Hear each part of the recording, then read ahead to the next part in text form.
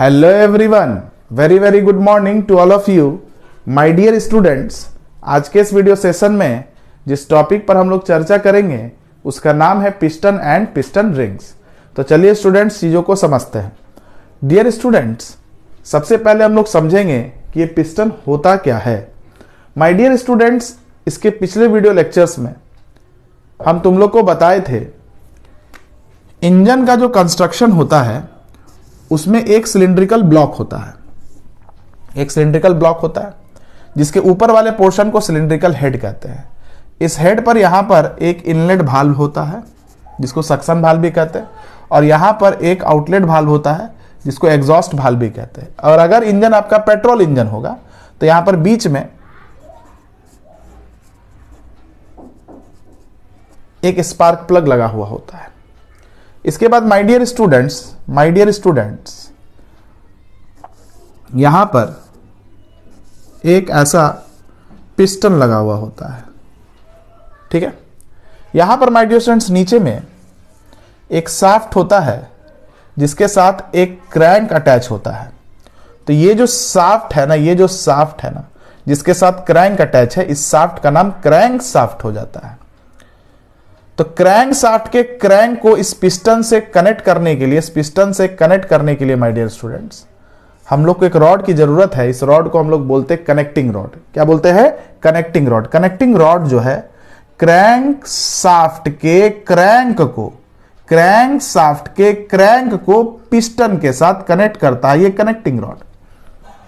ठीक है, अब देखो माय डियर स्टूडेंट्स, जब इस क्रैंक के शाफ्ट को यानी कि क्रैंक शाफ्ट को हम इनिशियल रोटेशन देते हैं, क्या देते हैं? इनिशियल रोटेशन देते हैं, तो ये क्रैंक भी रोटेट करता है।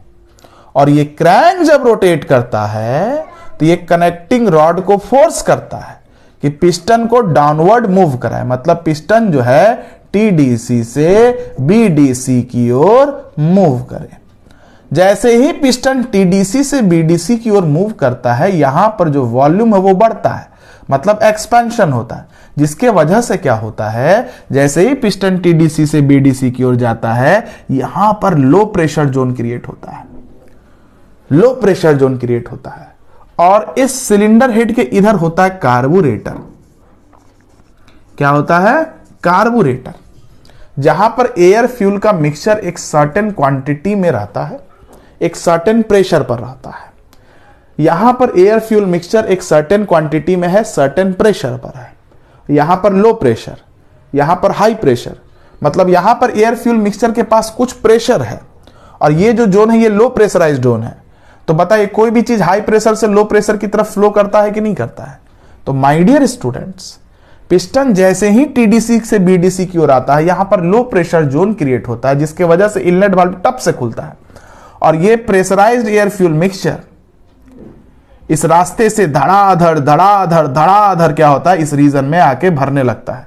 और ये तब तक इसमें आता है जब तक पिस्टन पूरा टीडीसी से बीडीसी तक ना पहुंच जाए।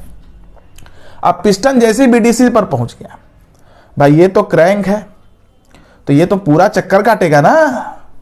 तो पिस्टन जैसे ही टीडीसी से बीडीसी की ओर पहुंचा, ये क्रैंक रुकता नहीं, ये पूरा चक्कर काटता है, जिसकी वजह से पिस्टन फिर से बीडीसी से टीडीसी की ओर आता है। और पिस्टन जैसे बीडीसी से टीडीसी की ओर आता है, यहां पर जो भी फ्यूल होगा इसको धक्का देगा कि तुम बाहर निकलो। लेकिन ये जो भाल्व होता है ये नॉन रिटर्न भाल्व होता है, फ्यूल आ तो सकता है लेकिन जा नहीं सकता। तो पिस्टन जैसे बीडीसी से टीडीसी की ओर आता है, ये फ्यूल क्या करता है, इस भाल्व को धकेल के बंद कर देता है। अब ये भी भाल्व बंद, ये भी भाल्व बंद। क्या होगा? पिस्टन का मूवमेंट जब बीडीसी से टीडीसी की ओर आएगा तो यहां पर जो भी एयर फ्यूल मिक्सचर है उसको कंप्रेस करेगा। कंप्रेशन के वजह से क्या होगा माय डियर स्टूडेंट्स? कंप्रेशन के वजह से क्या होगा माय डियर स्टूडेंट्स? इस एयर फ्यूल मिक्सचर का प्रेशर और टेम्परेचर बहुत हो जाएगा, एक्सेसिव हो जाएगा। और जब हम स्पार्क प्लग से इसमें छोटा सा भी स्पार्क देंगे तो एयर फ्यूल मिक्सचर इतना प्रेशराइज्ड है, इतना ज्यादा इसका टेम्परेचर बढ़ चुका है कि छोटे से स्पार्क के वजह से भी इसमें क्या होगा, एक्सप्लोजन होगा, फ्यूल का कंबशन होगा। और उस कंबशन के वजह से यहां पर large amount of heat energy develop करेगा। Large amount of heat energy develop करने का मतलब इस रीजन का टेम्परेचर बढ़ जाएगा। टेम्परेचर बढ़ जाएगा तो प्रेशर बढ़ जाएगा, और उसी प्रेशर के वजह से क्या होगा, यहां जो फ्यूल कंबशन हुआ, फ्यूल का जो कंबशन हुआ, कंबशन के बाद जो यहां पर प्रेशराइज्ड गैस बन रहा है, ये प्रेशराइज्ड गैस क्या करेगा, इस पिस्टन को ढकेल देगा कि जाओ नीचे, और पिस्टन अब कंटिन्यूअसली क्या करेगा, रेसिप्रोकेट करने लगेगा। मतलब यहां पर पिस्टन कर क्या रहा है, यहां जो large amount of heat energy produce हो रहा है due to combustion of fuel, उसको कन्वर्ट कर रहा है एक मैकेनिकल वर्क में। किसमें कन्वर्ट कर रहा है, एक मैकेनिकल वर्क में। तो पिस्टन जो होता है माय डियर स्टूडेंट, सबसे पहले इस इंजन का बहुत ही महत्वपूर्ण कंपोनेंट है, जो इस सिलिंड्रिकल ब्लॉक के अंदर में रेसिप्रोकेट करता है। क्या करता है, रेसिप्रोकेट करता है। तो ऐसा कोई भी चीज जो किसी ब्लॉक में रेसिप्रोकेट करता है, उसका एक नाम होता है, उसको हम लोग प्लंजर कहते हैं। क्या कहते हैं, प्लंजर। तो पिस्टन एक प्लंजर है जिसका शेप कैसा होता है, जिसका शेप होता है माय डियर स्टूडेंट सिलिंड्रिकल। कैसा होता है, सिलिंड्रिकल। इसलिए पिस्टन को कहते हैं सिलिंड्रिकल प्लंजर। क्या बोलते हैं, सिलिंड्रिकल प्लंजर। तो माय डियर स्टूडेंट सबसे पहला पॉइंट याद रखिएगा, piston is an essential cylindrical plunger. ये बहुत ही महत्वपूर्ण है इंजन के लिए, एसेंशियल है, सिलिंड्रिकल इन शेप होता है और अपने सिलिंड्रिकल ब्लॉक में रेसिप्रोकेट करता है, यानी कि ये प्लंजर होता है। which reciprocate inside the cylindrical bore, जो सिलिंड्रिकल ब्लॉक के अंदर में ये जो बोर स्पेस है, इसमें क्या होता है, रेसिप्रोकेट करते रहता है। It converts the heat energy produced by combustion of fuel into mechanical work। Piston क्या करता है, जो भी यहाँ हीट एनर्जी प्रोड्यूस हो रहा है फ्यूल के कंबशन की वजह से, उसको एक मैकेनिकल वर्क में क्या करता है, कन्वर्ट करता है। ठीक है, मतलब पिस्टन भी एक मशीन की तरह काम कर रहा है। मशीन किसको कहते हैं, जो कोई एक फॉर्म ऑफ एनर्जी को ले इनपुट में और आउटपुट में किसी दूसरे फॉर्म में कन्वर्ट कर दे, वो मशीन है। इसलिए पिस्टन को एक मशीन भी कहते हैं या मशीन का एलिमेंट भी कहते हैं। चलिए, ये तो बात यहां तक आपको समझ में आ गया होगा। ठीक है, तो पिस्टन जो है फ्यूल के कंबशन के वजह से जो हीट एनर्जी प्रोड्यूस हुआ उसको मैकेनिकल वर्क में तो कन्वर्ट कर रहा है, ये तो काम कर रहा है। इसके अलावा और क्या क्या काम करता है, इसको समझिए। Apart from this piston serves following purpose. Piston और भी कुछ कुछ काम करते हैं। क्या क्या करते हैं तो बताए थे कि पिस्टन जब टीडीसी से बीडीसी की ओर आता है तो इस जोन में पार्शियल वैक्यूम क्रिएट होता है, आंशिक vacuum, low pressure zone create होता है, जिसके वजह से क्या होता है, ये इनलेट वाल्व खुल जाता है और फ्यूल का सक्शन होता है। ठीक है, तो याद रखना है, when it moves from TDC to BDC, जब पिस्टन टीडीसी से बीडीसी की ओर आता है, partial vacuum generates in the engine cylinder. इस इंजन सिलेंडर में पार्शियल वैक्यूम जनरेट होता है, due to which suction takes place, जिसके वजह से सक्शन की प्रक्रिया होती है। ठीक है, दूसरा काम, यहां पर जो भी हीट का एक्सप्लोजन है, पिस्टन जब नीचे जाता है तो ये कनेक्टिंग रॉड के द्वारा इस क्रैंक को क्या करता है, रोटेट करता है, और क्रैंक जब रोटेट होगा तो ये शाफ्ट भी क्या होगा, रोटेट होगा। तो माय डियर स्टूडेंट्स, यहां का जो भी फोर्स है वो यहां तक पहुंचता है कि नहीं पहुंचता है, तो याद रखना, it transmit force of explosion भाया connecting rod to crankshaft. यहां पर जो भी फोर्स प्रोड्यूस हो रहा है एक्सप्लोजन के वजह से, ये पिस्टन उसको यहां पहुंचाने का काम करता है इस कनेक्टिंग रॉड और इस क्रैंक की मदद से। ठीक है, नेक्स्ट है, देखो ये जो ग्रूव स्पेस तुम देख रहे हो ना, यहां पर क्या होता है माय डियर स्टूडेंट्स,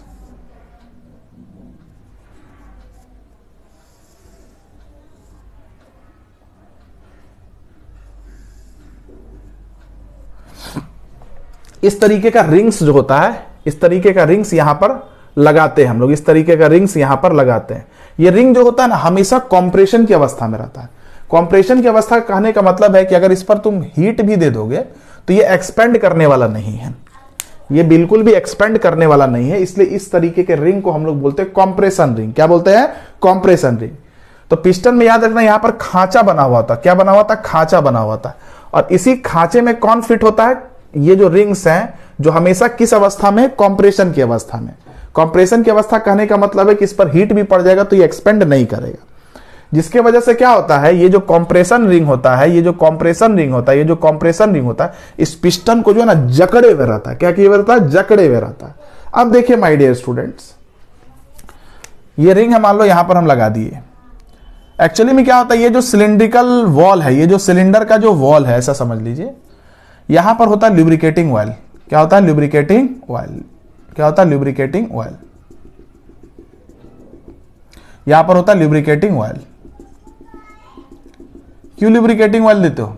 इसलिए देते हो ताकि पिस्टन जब रेसिप्रोकेट करे तो ये जो सरफेस है इस सरफेस के ऊपर में बड़ा ही स्मूथली क्या करे, स्लाइड करे। इसलिए यहां पर हम क्या देते हैं, लुब्रिकेटिंग ऑयल। लेकिन हमको ये बताओ, एक्सप्लोजन के बाद यहां जो भी प्रेशराइज्ड गैस है, जो भी प्रेशराइज्ड गैस है, ये बड़ा हाई प्रेशर पर है कि नहीं? बोलो, हाई प्रेशर पर है कि नहीं है? तो ये इतना ज्यादा प्रेशर पर है कि इस लुब्रिकेटिंग ऑयल को धक्का देके नीचे तक पहुंच सकता है, मतलब इस क्रैंक केस में पहुंच सकता है। ठीक है। या जब हम लोग कंप्रेशन करते हैं तो यहां पर जो फ्यूल है उसको इतना प्रेशर या इतना उसको कंप्रेस कर देते हैं कि इस फ्यूल में इतना प्रेशर आ जाता है कि इस लुब्रिकेटिंग ऑयल को बहुत ही आसानी से धकेल के कहां पहुंच जाएगा, क्रैंक केस में पहुंच जाएगा। ठीक है। तो माय डियर स्टूडेंट्स, जब यहां पर पिस्टन रिंग लगाते हो ना, जब यहां पर पिस्टन रिंग लगाते हो, इस तरीके से रिंग हम बना रहे हैं, ठीक है, पूरा इस तरह से लपेटा हुआ पीछे से, ऐसे समझो ये पूरा पीछे से इस तरीके से लपेटा हुआ है।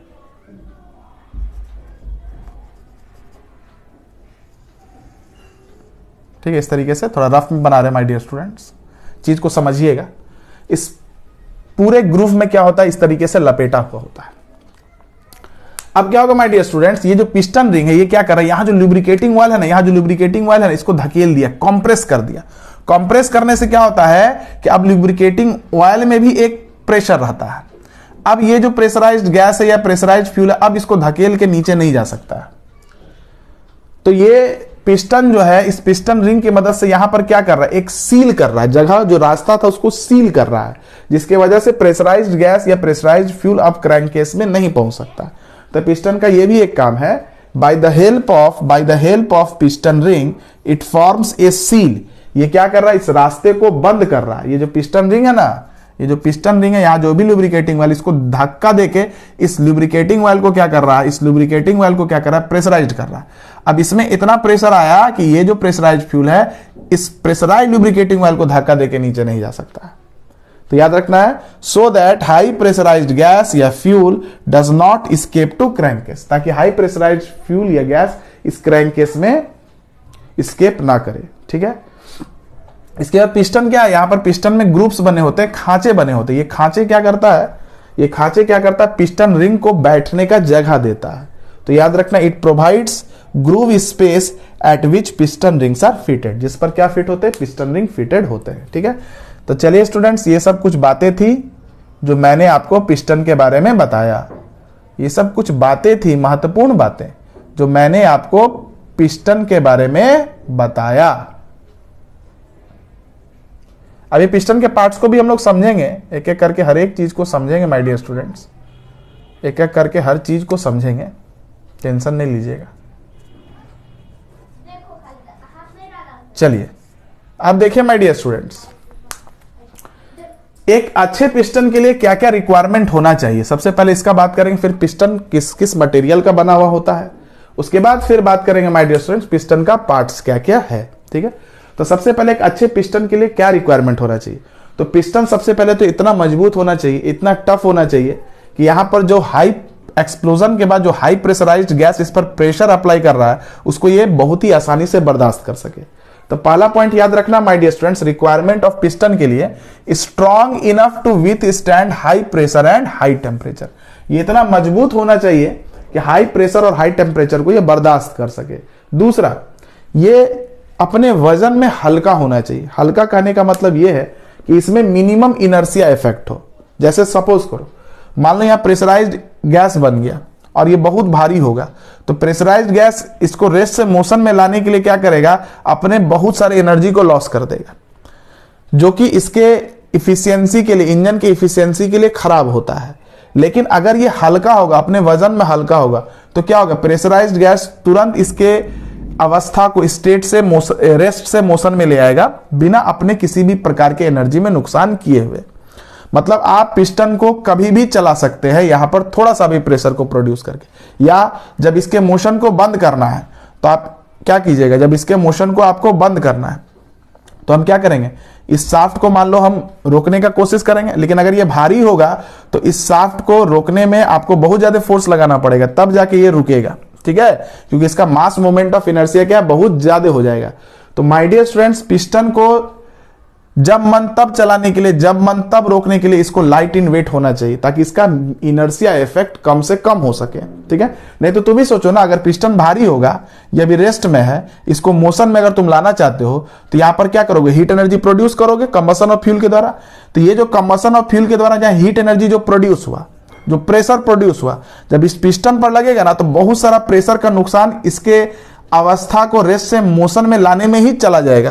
तो यहां पर जो प्रेशर बचेगा, अब इसको चलाने के लिए, फर्दर चलाने के लिए वो कम बचेगा, क्योंकि मैक्सिमम प्रेशर तो क्या हो गया, लॉस हो गया। किस में, इसकी अवस्था को रेस्ट से मोशन में लाने के लिए। इसलिए पिस्टन को माय डियर स्टूडेंट्स कैसा होना चाहिए, लाइट इन वेट होना चाहिए, हमेशा याद रखिएगा। It should be light in weight, light in weight, so that have minimum inertia effect, ताकि इसमें इनर्शिया इफेक्ट जो हो वो क्या हो, कम से कम हो। तीसरा बात, यहां हीट एनर्जी प्रोड्यूस हो रहा, अगर इस पिस्टन पर हीट एनर्जी रहेगा तो पिस्टन मेल्ट कर जाएगा।